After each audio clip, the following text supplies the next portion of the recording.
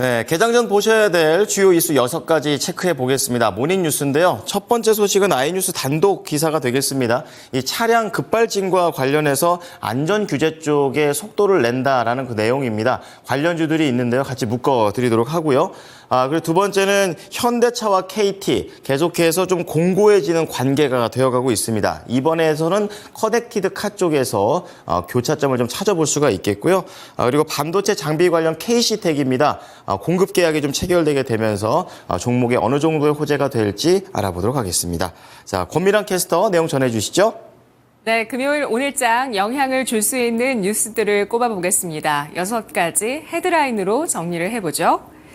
정부가 AI 총력전에 나서면서 GPU 구매를 15배 늘립니다. 자동차 페달 오조작 방지 장치 장착을 의무화하기 위한 국회 입법 절차가 본격화되고요.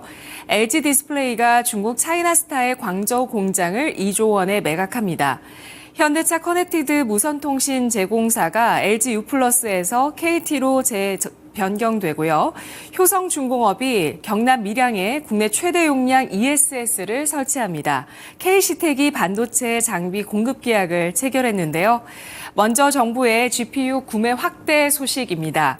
정부가 인공지능 3대 강국 도약을 위해 국내 인공지능 연산 인프라를 2030년까지 지금보다 15배 늘리기로 했습니다.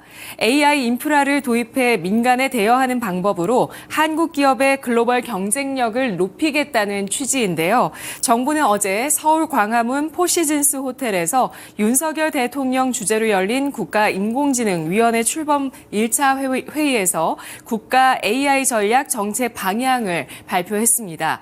윤 대통령은 AI는 눈부신 속도로 발전해 명실상부한 게임 체인저가 됐다며 2027년 AI 3대 강국 도약이라는 원대한 비전과 함께 이를 실현하기 위한 국가 총력전을 선포한다고 밝혔습니다. 정부는 2030년까지 최대 2조 원의 재원을 마련해 국가 AI 컴퓨팅 센터를 구축하고 AI 인프라를 기업과 연구자들에게 제공할 예정입니다. 또한 2030년까지 AI 유니콘 기업 10곳을 육성하고 지난해 기준 5만 1천여 명이었던 AI 인재를 20만 명 확보한다는 계획도 발표했는데요. 11월에는 딥페이크 범죄, 사이버 위협 등 첨단 AI 범죄에 대응하는 국가 첨단 기관인 AI 안전연구소도 설립하기로 했습니다. 이런 가운데 최근 부각된 메모리 겨울로는커녕 AI 반도체 부족을 걱정해야 한다는 관측도 나오고 있습니다. 베인앤드컴퍼니는 2024 기술 보고서를 통해 2026년까지 HBM은 60에서 65%, D램은 40에서 45%, 낸드는 30에서 35% 수요가 늘어날 것으로 전망했습니다. 베인은 또 지정학적 긴장이 겹치면 칩 공급 부족이 올 수도 있다며 장기 구매 계약과 공급망 다각화로 대비해야 한다고 전했습니다. 오늘장 SK하이닉스, 삼성전자, 한미반도체, 네오셈, 유니퀘스트, HD 현대일렉트릭, LS 현대일렉트릭, 제일일렉트릭 등 AI 반도체와 전력기기까지 AI 수혜주들이 전반적으로 상승세를 이어갈지 체크를 해보시죠. HD 현대일렉트릭 주가 흐름 보겠습니다. 지난 7월에 고점을 형성했었는데요. 7월 고점 대비해서 9월에 40%까지 고점 대비 하락하는 모습을 나타냈었고요. 그리고 그 바닥에서 다시 한번 50%의 상승을 보였습니다. 상승 추세로 완전하게 회복할 수 있을지 지켜보도록 하겠습니다. 다음은 페달 오조작 방지 장치 의무화 소식입니다. 자동차 페달 오조작 방지 장치 장착을 의무화하기 위한 국내 입법 절차가 본격화된다는 한 언론사의 단독 보도가 나왔습니다. 지난 7월 서울시청 앞 사고 이후 페달 오조작에 따른 급가속 사고 등에 대한 안전대책을 강화해야 한다는 목소리가 높아지면서 관련 안전 규제 도입이 속도를 내고 있는 건데요. 이번에 발의한 개정안에는 자동차 제작 판매사는 페달 페달 오조작 방지 장치를 의무적으로 장착해야 하며 이를 판매할 때 해당 장치가 장착돼 있음을 구매자에게 알려야 합니다. 페달 오조작 방지 관련 규제는 전 세계적인 추세인데요. 일본은 내년 6월부터 모든 신차에 이를 부착하도록 의무화했고요. 유럽 쪽에서는 유엔사나 유럽경제위원회가 새로운 급발진 방지 기능 기준을 제정하고 규제안을 마련해 오는 2025년부터 관련 법안을 발효할 계획입니다. 이러한 소식에 따라서 어제 시간의 거래에서 경창산업, 상신브레이크, 한중 NCS 같은 자동차 부품 관련주들 강세를 보였는데요. 오늘 장에도 긍정적인 흐름 이어갈지 지켜보시죠. 한중 NCS 주가 흐름 보시면 이 종목은 순행식 ESS 냉각 시스템과 브레이크 사고 방지 특허 가치가 한 차례 부각됐던 종목인데요. 올해 들어서 180% 주가가 올라왔고 121선 지지하면서 우상향 기조를 올해 내내 이어가고 있습니다. 다음은 LG 디스플레이의 공장 매각 소식입니다. LG 디스플레이가 TV용 LCD를 생산하는 중국 광저우 공장을 중국 TCL 그룹 자회사 차이나스타에 매각합니다. LG 디스플레이는 이번 매각으로 약 2조 원의 실탄을 확보하게 됐는데요.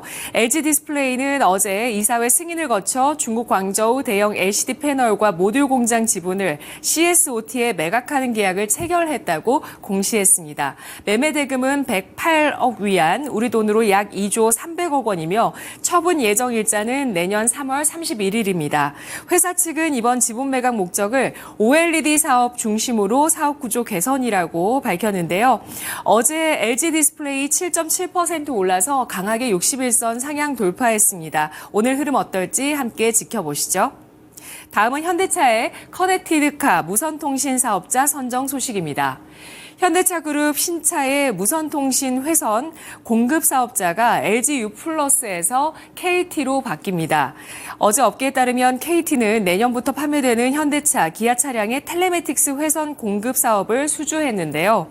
텔레매틱스는 차량과 인터넷을 연결하는 무선 통신 기술을 말하며 차량 원격 제어, 진단, 위험 경고, 내비게이션, 그리고 다양한 엔터테인먼트 서비스를 내려받는 데 쓰이게 됩니다. 자율주행 등 미래 모빌리티 환경에선 초지연 텔레매틱스가 필수적이라고 볼 수 있는데요. 한편 최근 KT의 최대 주주가 국민연금공단에서 현대차 그룹으로 바뀌기도 했습니다. 당시 이 소식에 KT그룹주가 강세를 보였는데요. 오늘장 연이은 이러한 호재에 따라서 KT그룹주들 반응을 할지 KT와 진입뮤직, KTCS, KTIS 등의 움직임 그리고 자율주행 관련주까지 함께 체크를 해보시죠. 다음은 효성중공업의 ESS 소식입니다.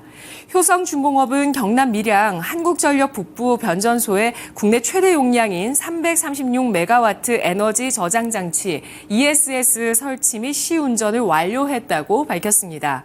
이번에 설치한 336메가와트 ESS는 4인 가구 기준 약 100만 가구가 한 달간 사용할 수 있는 전력량의 규모라고 하는데요. ESS는 전력 수요가 낮은 밤에 에너지를 충전하고 주간 피크 시간대에 방전해 발전소 사용률을 높이는 전력계통 안정화 시스템입니다. 효성중공업은 2009년 ESS 사업을 진출한 이래에 오랜 기간 쌓아온 전력 인프라 사업 노하우와 기술력으로 국내외 시장에서 인정받아 왔는데요. 국내 ESS는 200여 개소로 누적 용량 2.2기가와트시를 기록해 효성중공업의 시장 점유율 22% 1위를 차지하고 있습니다. 회사 측은 신재생 에너지 확대로 수요가 급증하는 ESS 시장에서 국내를 넘어 글로벌 시장의 선두주자로 입지를 강화하겠다고 밝혔습니다. 오늘장 효성중공업이 이 소식에 반응할지 살펴보시죠. 마지막으로 수주 규모가 크진 않지만 어제 시간의 거래에서 이 공시에 따라서 상승했던 종목 가져와 봤습니다.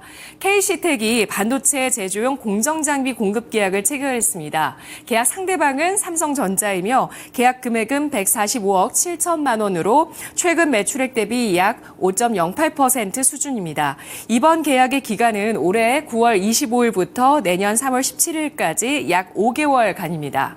어제 시간의 거래에서 이 공시가 나온 이후에 K시텍이 3%의 상승을 기록했는데요. 바닥권에서 주가가 일어나고 있는 K시텍, 어제장에서는 8%대 상승 이후에 오늘 추가로 올라서 줄 수 있을지 지켜봐야 되겠습니다. 지금까지 6가지 모닝뉴스 살펴봤습니다.